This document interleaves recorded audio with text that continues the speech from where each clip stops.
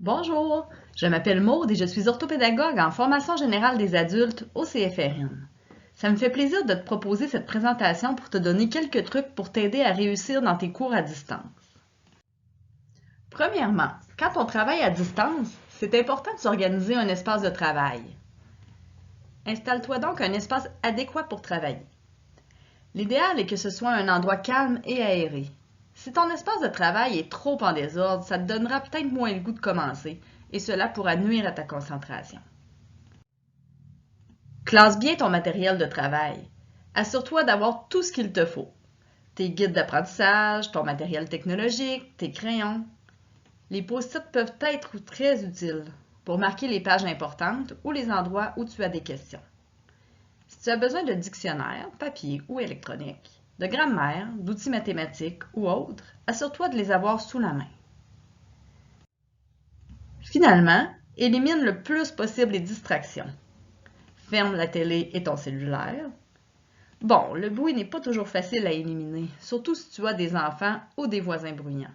Mais les bouchons peuvent aider à le camoufler un peu. La musique t'aide à te concentrer? Écoute-la. Les outils de concentration aident aussi certaines personnes à mieux travailler, comme les tangles ou les balles anti-stress. La gestion du temps est aussi très importante en formation à distance.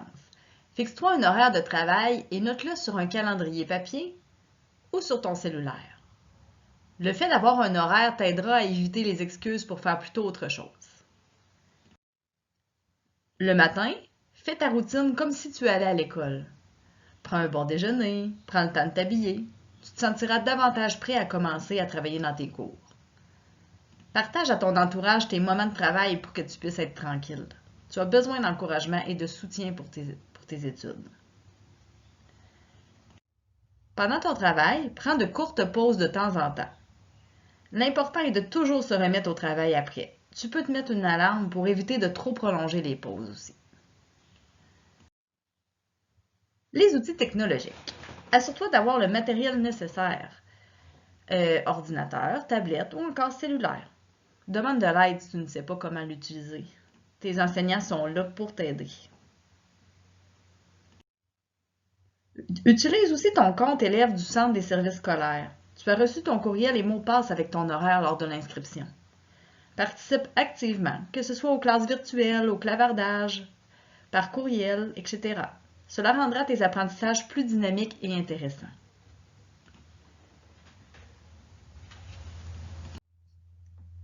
Une bonne stratégie pour réussir, c'est d'y aller une étape à la fois. Pour t'assurer que ton travail avance bien, fixe-toi des objectifs chaque jour et chaque semaine.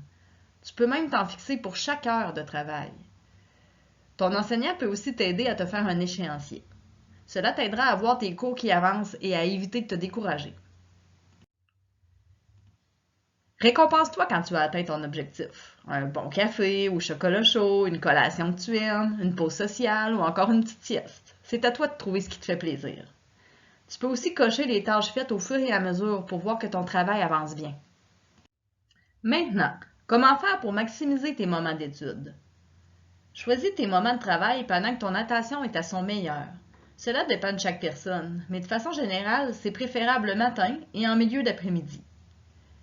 Savais-tu que c'est plus efficace de travailler souvent, mais moins longtemps? C'est le principe de l'espacement. Comme tu peux voir sur le graphique, l'espacement des apprentissages augmente de beaucoup les apprentissages, plutôt que si tu étudies une seule et longue fois. Prends des notes aussi pour faciliter ton étude et pour mieux comprendre. Note les questions qui te viennent en tête ou les notions que tu ne comprends pas. Tu pourras ensuite y revenir avec ton enseignant. Utilise des dessins, des schémas, des résumés pour t'aider à comprendre. Reformule aussi ce que tu as compris. C'est une des meilleures stratégies pour t'aider à comprendre. Tu peux l'expliquer à quelqu'un qui est disponible, mais tu peux aussi l'expliquer à ton chat, ta plante ou encore te parler tout seul. L'important, c'est de redire dans tes mots, car cela aide vraiment à la compréhension. Assure-toi de bien dormir. Le sommeil est essentiel pour consolider ce que tu as appris dans la journée. Prends de bons repas et des collations nutritives. Cela t'aidera à rester concentré.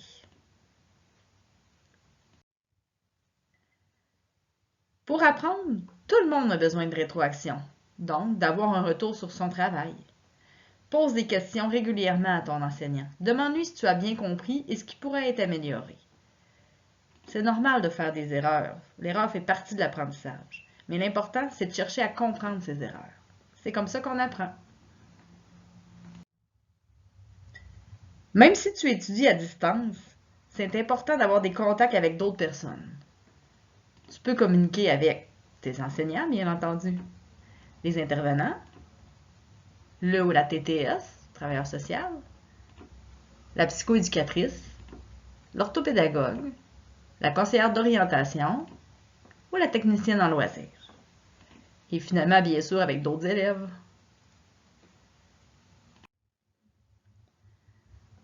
Pour apprendre réellement, tu dois être actif.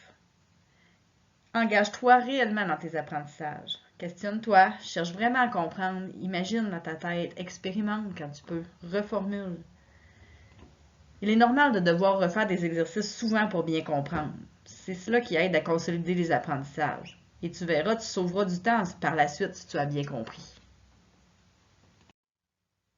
Pour terminer, des études ont démontré que si tu crois que tu peux devenir meilleur, cela t'aidera à augmenter ta motivation, être plus persévérant et activer plus ton cerveau. Maintenant, bon travail dans tes cours!